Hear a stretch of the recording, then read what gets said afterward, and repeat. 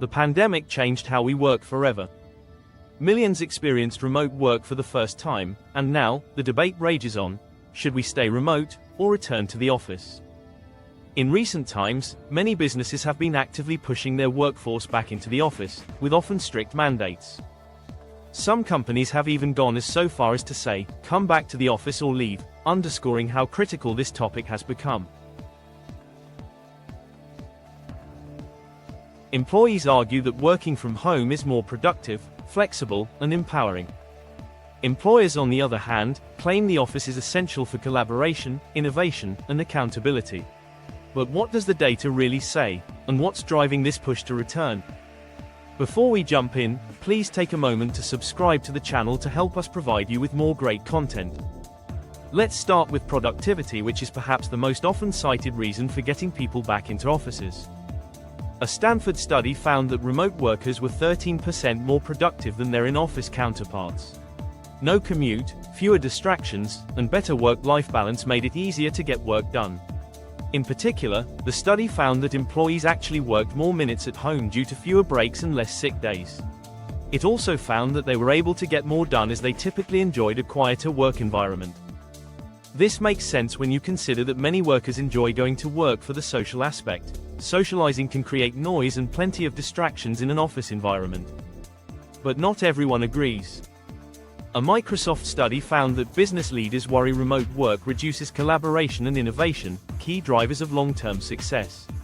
They argue that the magic of teamwork happens when we're face-to-face. Indeed, there's a strong narrative that has taken hold in certain circles that associates remote working with decreased productivity, work avoidance, and the quiet quitting trend. A major criticism of remote working stems from the idea that people will only do the bare minimum if they're not directly supervised. Elon Musk, for example, has described remote working as people pretending to work. Musk has put in place strong return-to-work mandates in his companies and made it clear remote working is no longer acceptable. The quiet quitting trend, where employees do the bare minimum without ever going the extra mile, has been linked to the concept of remote working by many critics. However, research and surveys suggest that the idea of quiet quitting is more closely tied to dissatisfaction with organizational culture and the nature of the work, rather than the location. Research by Gallup found that around 50% of the US workforce are quiet quitters. But critically, they also find that this has more to do with broken organizational promises than anything else. They also suggest that the concept of disengaged workers, of course, has been around prior to COVID and remote working. It is clear, though, that if you already have a high level of job dissatisfaction, then working remotely does provide more opportunity to slack. But the answer to low levels of employee engagement is not necessarily to force all of them back into the office. Companies may find it easier to supervise their people and combat disengagement in the short term. But if employees are dissatisfied, that will show in their work, regardless of location. Globally, research shows that nearly 80% of employees are dissatisfied with their work. Most employees seem to prefer working from home or hybrid setups. Surveys show that over 75% of workers want flexibility, saying it makes them happier and more engaged. The freedom to design their day, to step away from the grind, avoid the commute, or spend time with family, has become a non-negotiable for many. But this freedom comes at a cost.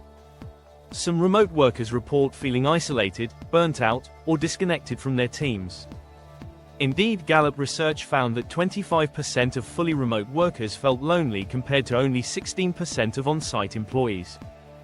Remote workers also reported feeling more sadness, 29%, compared to their on-site colleagues, 19%.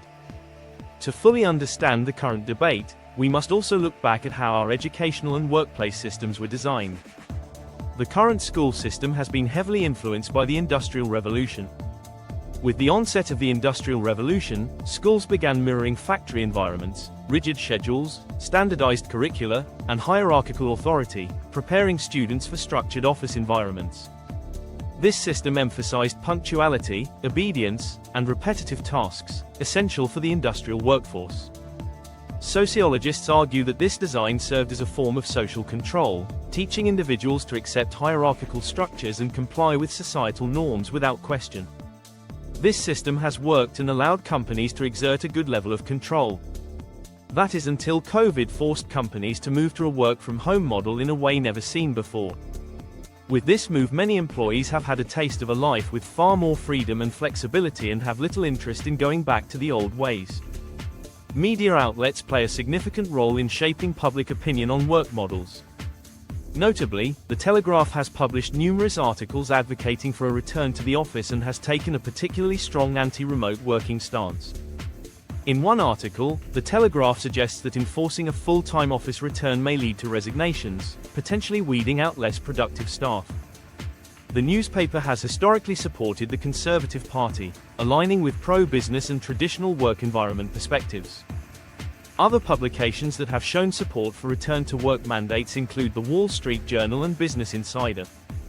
In some ways, it's no surprise that media outlets that cater to corporate leaders and business owners seem intent on getting workers back into offices. Part of the reason the return to the office debate is so emotionally charged is that there are real economic implications. Empty offices represent wasted resources for companies and entire local economies. Cafes, public transport, and downtown businesses depend on office workers. Bringing employees back is as much about preserving these systems as it is about innovation.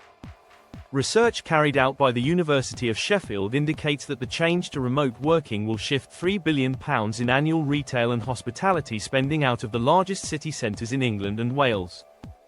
This represents a significant shift and potential drop in business and tax revenues. Other research executed by the Centre for Economic Policy Research highlights that areas experiencing a 20% reduction in commuting have seen an average decline in local service spending of 7%. This means less spending in cafes, restaurants and gyms.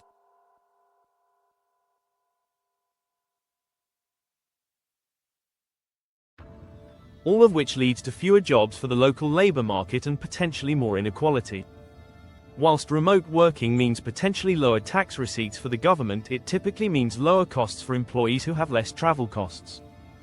The average commuter in the UK saves around £1,994 per year on travel and lunch costs by working remotely. That's roughly 7% of an average salary. In the US, the average commuter can save around $8,446 annually by working remotely, equating to around 19% of the average income. Whilst companies and governments stand to lose out in some capacity with the shift to remote working, employees have already seen the tangible costs benefits and many are not willing to give these up easily. So, what does the future hold?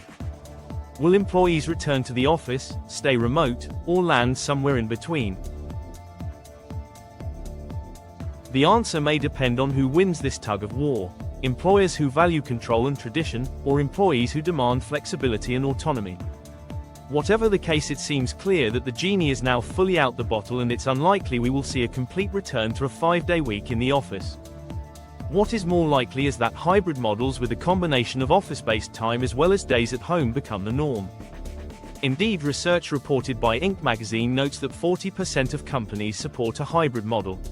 What's your take? Are we more productive at home, or is the office essential?